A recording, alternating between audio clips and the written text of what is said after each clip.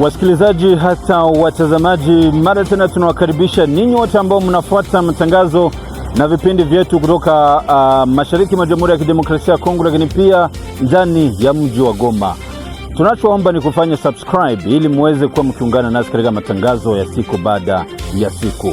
Hii Ijumaa katika mji wa Goma, shirika SSMT ambalo linaongozwa naye Christophe Kazungu Sebihogo limetolea watembeza pikipiki zaidi ya 10 pikipiki zao ambazo ziliibwa na wezi hapo mbeleni. Wengi husema kwamba mwezi mmoja tayari ulikuwa umekwisha wakati hawaja bado pata pikipiki zao. Pikipiki hizi nyingi kati yazo zimepatikana kwa sababu ya hiyo purukusheni ya kujiorozesha, yaani identification ambayo ilifanywa na watembeza pikipiki, na shirika SSMT limeshiriki sana ili pikipiki hizi ziweze kupatikana.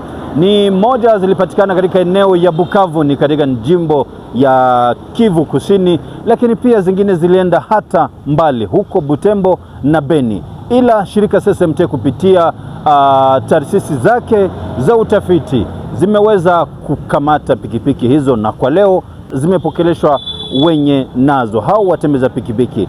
Kwa niaba yao hawa wamesema kwamba wana furaha kubwa kuona shirika SSMT imeingia kati swala hili na kuweza kuwatolea pikipiki hizi zao ambazo zilikuwa zimeibwa na watu wa nia mbaya. Lakini shirika SSMT upande mwingine ikiwahimiza watembeza pikipiki ili waweze kutia nguvu katika hizi purukusheni za kujiorozesha, yani identification, ili pamoja waweze kupiga vita dhidi ya wizi ambao unaendeshwa kwa waendesha pikipiki.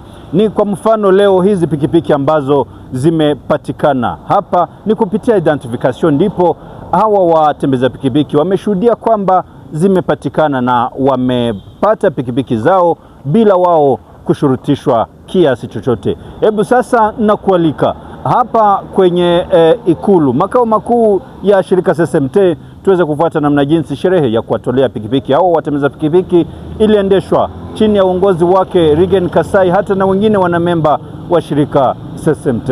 Karibu. Kaza mnakuwa na nie na sense ya kuwa na proteger manje. Na si kama SSMT mamoto tulizikamata, hakuna hata sanfra yenye balibaomba. Kwa walibomba hata sanfra. Kwa moto kutoka Bukavu, mwenye moto kutoka Bukavu ni nani? Moto kutoka Bukavu. Moto libiwa hapa mtuone kamata Bukavu. Baja bakenda Bukavu, juwe nafatilia moto wako mpaka bakefikiza hapo. Zile meforo zote kwenda Bukavu kwenye walikuwa na lala masharge zote sisi mteli ziprendre la charge. Juu tuko na lazima changement. Na nyinyi mko na intérêt mingi sana ya kuakompanye chama mu maksio zake. Na mwenda kwa wabo pasteur. Wakati ya zamani kama hizi mamoto kama tunasema kila mtu alete $50. Jua bebe hata $100 hapo vile spite. Wakati zamani kama tunanyambia kama tulete $50. Lakini ni kazi ambayo walitupatia. Tuko na intérêt mingi ya kuwaservir yenyewe wa motari. Unaona wakati yenye unaongoza uko mtumishi ya wale wenye unaongoza. Kama kuna kwa shida ni lazima upiganishe nguvu zako zote ule mtu mcheo madroa zake. Ninajua mko na mashoke za mingi kufatana na hali ambazo zimulipitia, mashoke za mingi, na tuko mwakati ya resilience yenye ile mashoke zimwazimwaze mko ndani tuone kama tunafanya pata solution. Na ndio maana tuko napiganisha, tulifanya identification. Wamoja waliwaza ni identification yenye iko tu ya burebure, na nipeke mnajua kama identification mlikuwa nalipa $1. Leo mnaongezea $7, tunawapatia gilet, tunawapatia logo, tunawapatia na carte. Si carte ya mzuri. Carte yenye iko professionnel, hapa ile makarte ile ya yenye unaloana tu kidogo mlimoa carte inaharibika. Sababu nafanyaka hesabu ya vile vitu vyote. Amana ni faranga za mingi. Mbele mko nalipa kama mangapi? Mko nalipa ngapi mbele? Za mingi ngapi?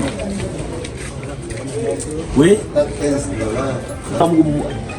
Donc ni kusema tuwaservir. tuwaservire na tufanye kitu kingine kwa mzuri, hapana kubatrakase. Na kwa leo tunataka kupatia mamoto zenu, mwende mutumike, msaidie jamaa zenu, na kesho na kesho kutu nabo bakuwe banao watoto ku masomo. Na mwende pana habari kama mwenye afanye identification akuya identifier. Identification ni lazima sana.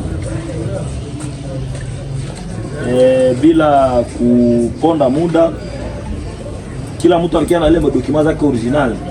Sisi tukua na verifier ku document original yako. Tunaona deja numero sasi numero moteur. Tuta na tukibeba moto yenye ya batu. Ndio maana kutaita wa kwanza ni sawa. Ndio usinye hapa. Hizi sasa nitanisha kupatia moto yako. Na nikosha kwa identifier. Kwa kujina ule mwizi. Nikosha kwa identifier. Bali bali za nene kwa ndio kushina. Lakini logo bali tosha. Salomba tena tu identifier na jile yako.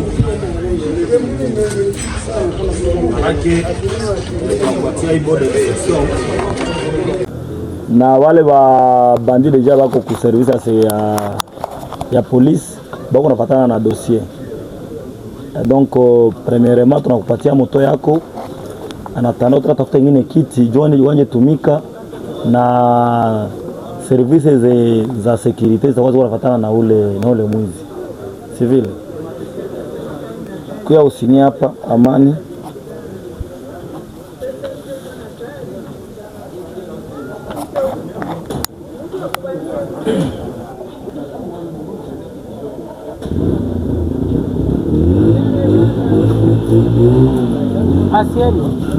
Patrick, ni salama? Salama mzee yangu. Motoko ilibiwaka ikera mpaka Butembo.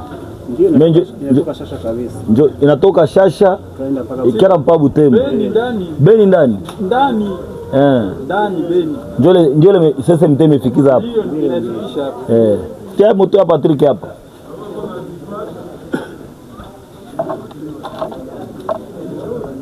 Ile temo hapa. Mimi natekana na matope ya Mugrano. Ndio. Kwa motari munaona ile moto walibia Shasha, mwizi akapenda ende uisha mpaka Butembo. Lakini tulifuatilia mpaka moto kutoka Butembo inafika hapa. Si matope ya Butembo ile mnaiona? Confirmer Beni ndani. Beni ndani.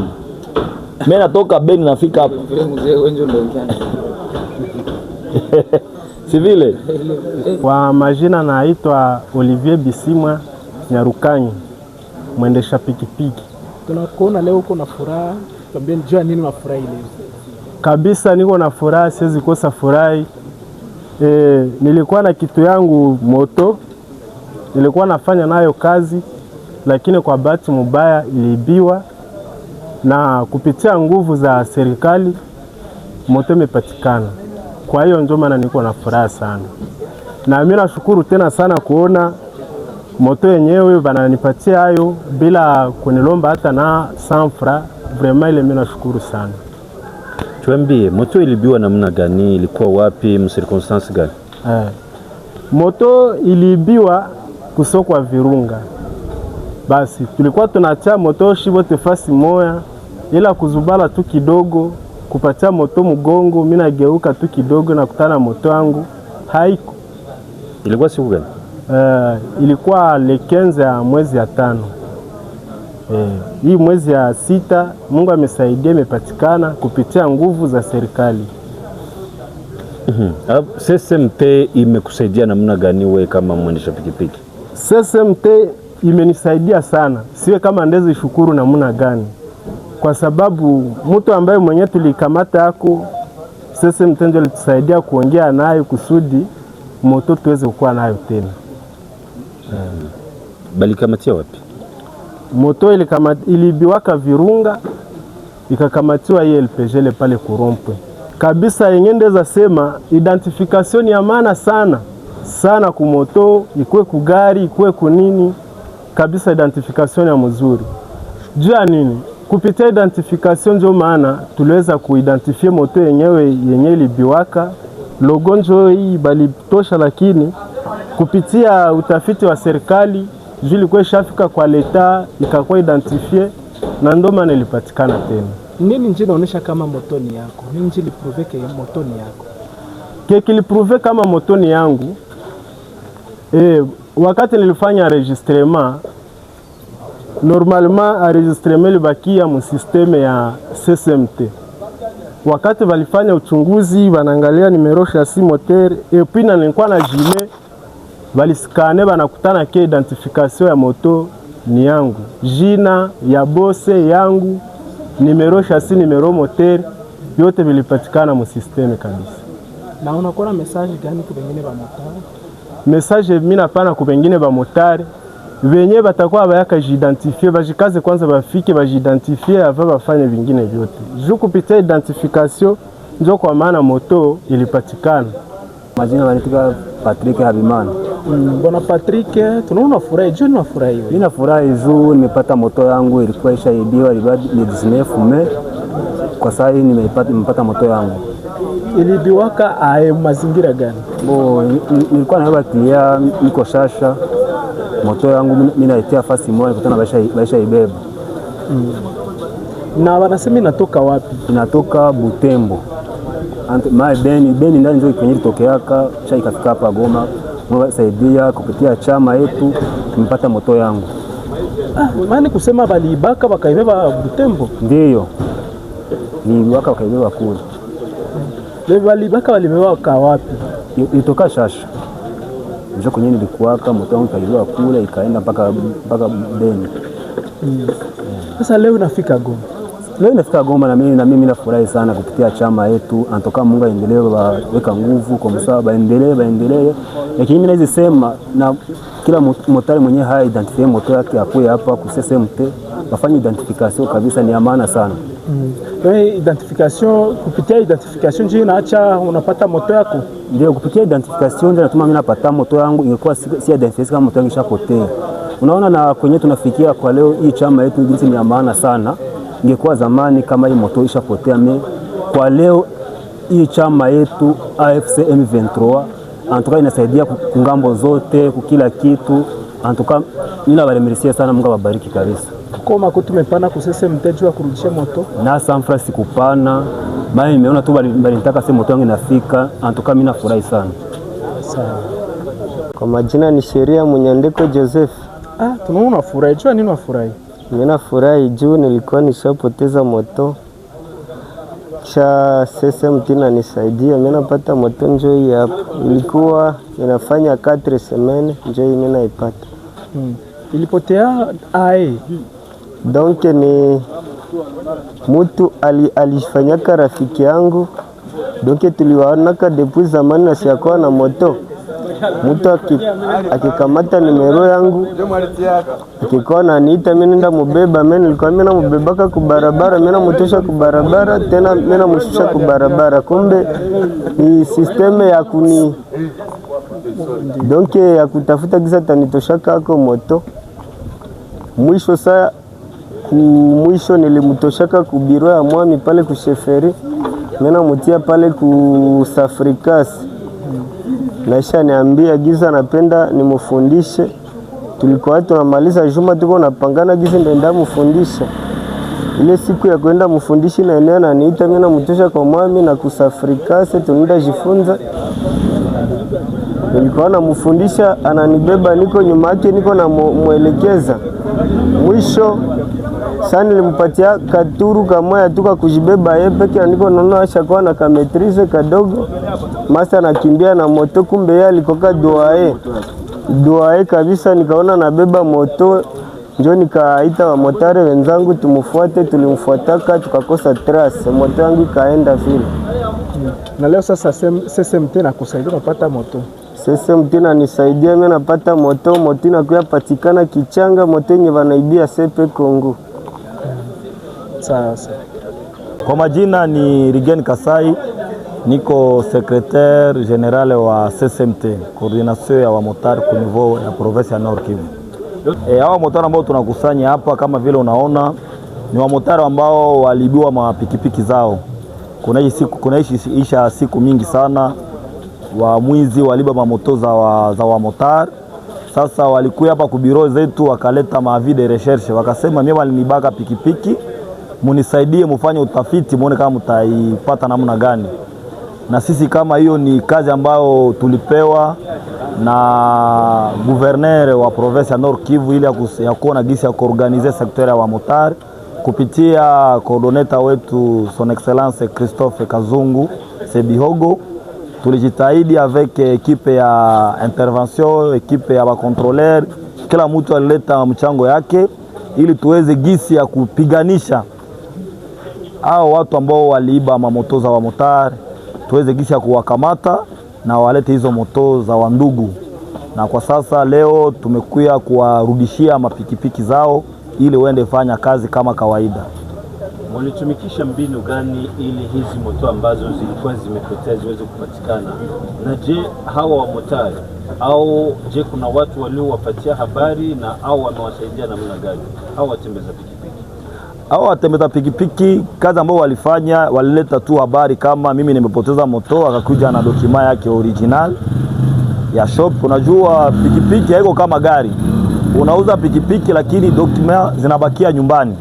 Sasa wakati wanamuiba moto, ule ambaye aliba moto na hana ile dokima ya kushop, lakini hao ndugu hao walikuwa na madokima originale za moto, wakakuja wakaleta malalamiko yao, wakasema mimi moto yangu imepotea, kuko pikipiki ambazo zimefanya hata miaka 2 na zimepotea.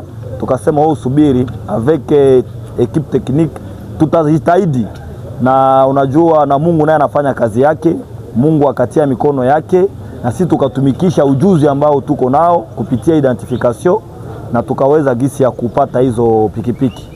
Zimekamatiwa mweneo gani na gani? Zimetoka wapi? Pikipiki zimekamatiwa eneo mbalimbali, na kwa sasa tumeshagundua kama wamwizi wa hapa Goma wamekutana kama kupitia SSMT inawanyonga sana.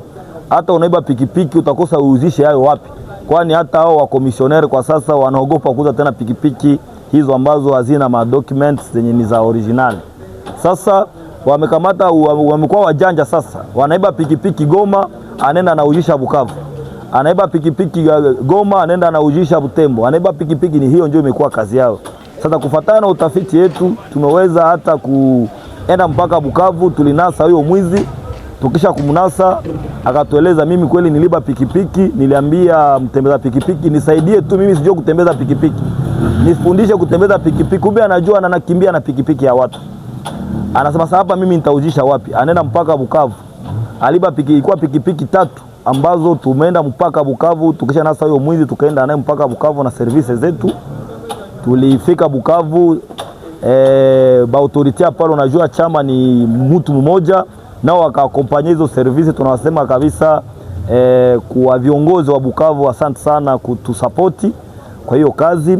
Walishurulika kabisa, services za polisi, services za meri, vraiment walishurulika na wakaweza kupata hizo pikipiki, tukazipakiza ndani ya bato mpaka zikafika hapa. Haya wasikilizaji, hata watazamaji umetizama ninyi wenyewe kwamba namna jinsi kazi hizi za kutolea watembeza pikipiki hawa pikipiki zao ambazo ziliibwa kutoka maeneo fulani zimekwisha kupatikana, na hawa watembeza pikipiki wakishuhudia kwamba wamepata pikipiki zao kupitia shirika SSMT na wamepata bila shurti yoyote.